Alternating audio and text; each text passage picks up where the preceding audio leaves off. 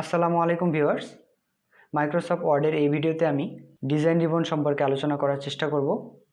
Design রিবনে theme, colours, watermark, page colour, page border এগুলো থাকে।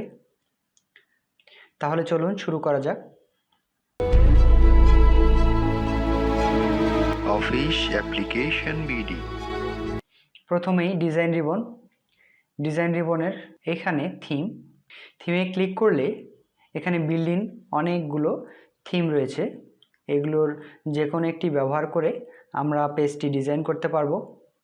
একটি ডকুমেন্টের থিমে সাধারণত ডকুমেন্টটির টাইটেল, হেডিংস, সাবটাইটেলস, তারপর এর শেপগুলো, তারপর এর পেজ কালার এগুলো দিয়ে ডিজাইন করে একটি থিম তৈরি করা হয়।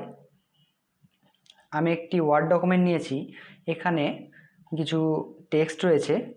যদি আমি টেক্সটগুলো থাকা অবস্থায় থিম অ্যাপ্লাই করি তাহলে দেখব বেশি কিছু চেঞ্জ হচ্ছে না, শুধু আমার টেক্সটের যেই ফন্টগুলো সেগুলোই চেঞ্জ হচ্ছে। এক্ষেত্রে আমি ডকুমেন্টটিতে কিছু স্টাইল অ্যাড করছি যাতে থিমগুলো যখন অ্যাপ্লাই করব তাহলে যেন বিশেষ পরিবর্তন পরিলক্ষিত করতে পারি। এজন্য প্রথম ডিজাইন রিবনটি আমি হোম অপশন থেকে টাইটেল হিসেবে রাখছি এবং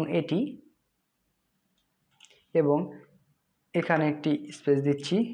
এরপর থিম ডিজাইন এটি রাখছি হেডিং 1। এরপর এই টেক্সটগুলো নর্মাল টেক্সট হিসেবে থাকবে। এরপর এই টেক্সটগুলো থাকছে লিস্ট প্যারাগ্রাফ হিসাবে। এরপর এটি নর্মাল টেক্সট হিসেবে থাকছে। এরপর ওয়াটারমার্ক এটি দিচ্ছি আমি হেডিং 1।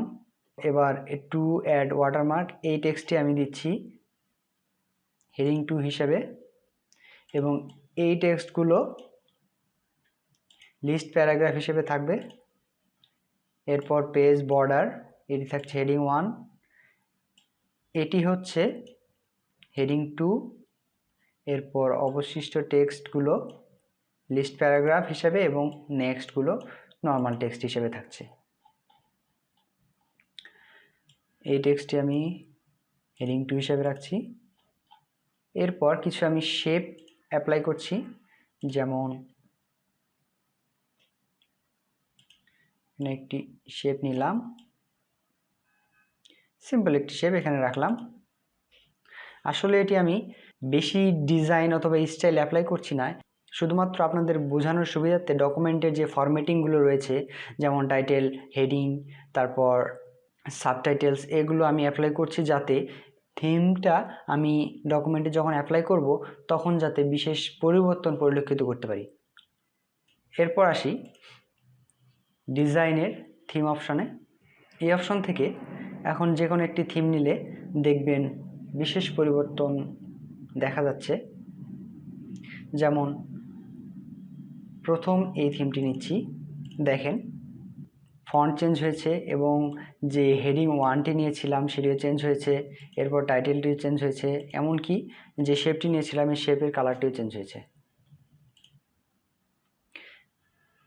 এরপর এই থিমটির আরও কিছু ডকুমেন্ট ফরম্যাটিং আছে, যেমন আমি এখান থেকে ডকুমেন্ট ফরম্যাটিংগুলো অ্যাপ্লাই করতে পারি। যেমন একটি ডকুমেন্ট এইটা, দেখেন পেজ টাইটেলটি মিডিলে এসেছে এবং যে হেডিংগুলো সেগুলো মিডিলে এসেছে। এছাড়া হেডিং 2 এর সাইজটা একটু বড় হয়েছে। আসলে এগুলো বিল্ডিং কিছু ডিজাইন, এগুলো আমরা চাইলে পরবর্তীতে নিজের প্রয়োজন অনুযায়ী পরিবর্তন করতে পারি। এছাড়া আরেকটি ডকুমেন্ট ফরম্যাটিং এইটি, দেখেন এভাবে আমরা টেমপ্লেটগুলো নিয়ে এবং ডকুমেন্ট ফরম্যাটিং অ্যাপ্লাই করে আমরা একটি ডকুমেন্ট সুন্দরভাবে উপস্থাপন করতে পারি। এছাড়া আমরা চাইলে টেমপ্লেটগুলো কাস্টমাইজ করে সেভ করে রাখতে পারবো এবং পরবর্তীতে কোনো ডকুমেন্ট যদি আমি নতুন করে কোনো ডকুমেন্ট যদি তৈরি করি তাহলে সেখানে আমাদের তৈরিকৃত টেমপ্লেটটি অ্যাপ্লাই করে ডিজাইন করতে পারবো। এজন্য আমরা থিমটি কাস্টমাইজ করার পর থিম অপশন থেকে সেভ করেন্ট থিম এখানে দিলেই এখানে থিমটি সেভ হবে এবং পরবর্তীতে যখন আমরা নতুন কোনো ডকুমেন্ট খুলব তখন এই থিমটি আমরা পরবর্তীতে অ্যাপ্লাই করতে পারব। এছাড়া আমাদের যদি এক্সিস্টিং কোনো থিম থেকে থাকে তাহলে ব্রাউজ ফর থিম, এখানে ব্রাউজ করে আমরা সেই থিমটি ইনপুট করতে পারবো। এরপর আসি কালার অপশানে। এখানে থিমের বিভিন্ন কালার রয়েছে, আমরা এগুলো থেকে প্রয়োজনীয় কালার, আমাদের পছন্দের কালারটি চুজ করে আমরা ডকুমেন্ট ডিজাইন করতে পারবো। অথবা এগুলোর মধ্যে থেকেও যদি না ভালো লেগে থাকে, যদি আমাদের স্পেসিফিক কোনো কালার অ্যাপ্লাই করতে বলে, তাহলে কাস্টমাইজ কালার অপশানে ক্লিক করব এবং প্রয়োজনীয় কালার সিলেক্ট করে সেভ করব। পরবর্তীতে এই কাস্টমাইজ কালার অ্যাড করে আমরা ডিজাইন করতে পারি। এছাড়া ফন্ট অপশান থেকে থিমের ফন্টগুলো চেঞ্জ করার জন্য আমরা এইটি অ্যাপ্লাই করতে পারি। এছাড়া কাস্টমাইজ ফন্ট অপশান থেকে আমরা প্রয়োজনীয় ফন্ট নিয়ে সেভ করে পরবর্তীতে আমরা অ্যাপ্লাই করতে পারি। এরপর প্যারাগ্রাফ স্পেসিফিং, যেগুলো অ্যাপ্লাই করে আমরা প্যারাগ্রাফের মধ্যে স্পেস দিতে পারবো।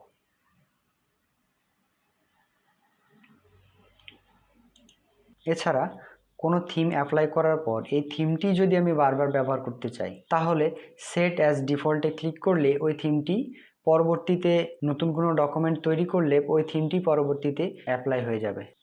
এজন্য সেট অ্যাজ ডিফল্ট অপশনে থিমটি অ্যাপ্লাই করতে হবে। এরপর ওয়াটারমার্ক, টেক্সটের ভিতরে যেই ট্রান্সপারেন্ট টেক্সটটি দেখা যায়, বড় করে বিভিন্ন টেক্সটে দেখা যায় যে কপিরাইট অথবা draft, confidential, do not copy, এটি অ্যাপ্লাই করার জন্য ওয়াটারমার্ক ব্যবহার করা হয়। যেমন আমি এখানে কনফিডেন্সিয়াল অ্যাপ্লাই করলাম, দেখেন আমার ওয়াটারমার্কটি অ্যাপ্লাই হয়েছে। যদি আমি কাস্টমাইজ করতে চাই, যেমন কাস্টমাইজ যে ক্লিক করব,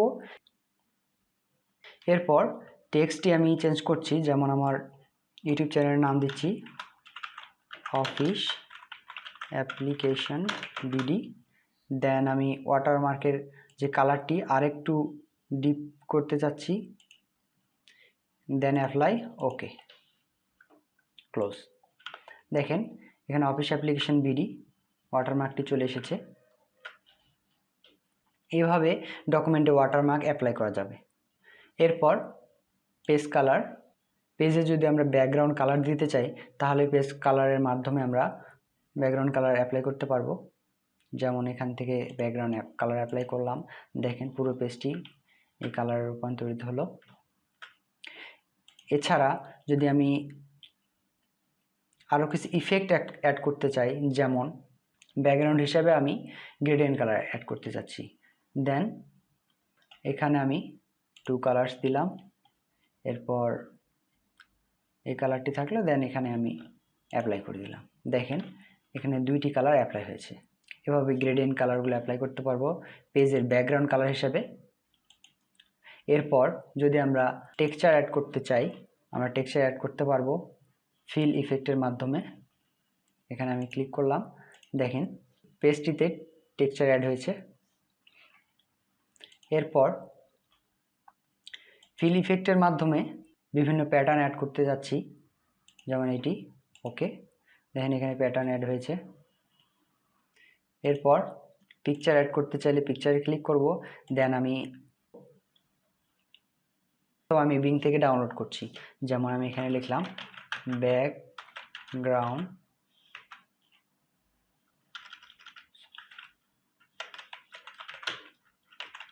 পিকচার।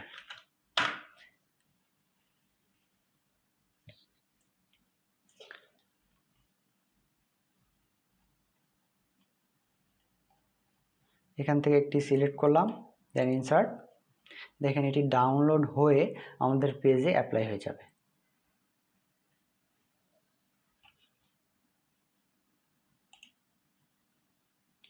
দেন ওকে, দেখেন পুরো পেজটিতে ব্যাকগ্রাউন্ড হিসেবে পিকচারটি অ্যাড হয়েছে।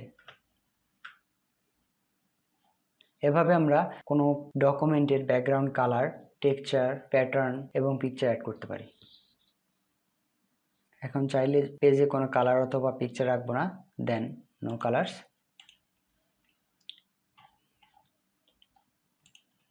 এরপর পেজ বর্ডার, যা আমি হোম রিবনের বর্ডার অপশন থেকে বর্ডার অ্যান্ড শেডিং এই অপশন থেকে আমি পূর্বে আলোচনা করেছিলাম।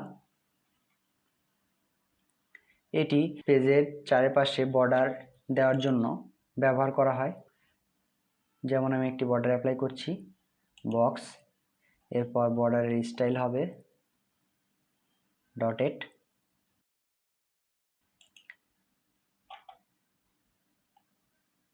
এরপর ওয়েট একটু বাড়িয়ে দিই, দেন ওকে। দেখেন পেজের চারপাশে বর্ডার অ্যাপ্লাই হয়ে গেছে। একটি ডকুমেন্টের থিম হচ্ছে ডকুমেন্টের সম্পূর্ণ অংশের বিষয়দিকে বোঝাচ্ছে। যেমন একটি ডকুমেন্টে যদি আমি থিম চেঞ্জ করি, তাহলে পুরো ডকুমেন্টটির স্টাইলগুলো অটোমেটিক্যালি চেঞ্জ হয়ে যাচ্ছে। এখন এ পর্যন্তই। পরবর্তী ভিডিওতে আমি লেআউট অপশন থেকে পেজ সেটআপ সম্পর্কে আলোচনা করার চেষ্টা করব। ভিডিওটি ভালো লেগে থাকলে please like, share and subscribe my channel. Thank you.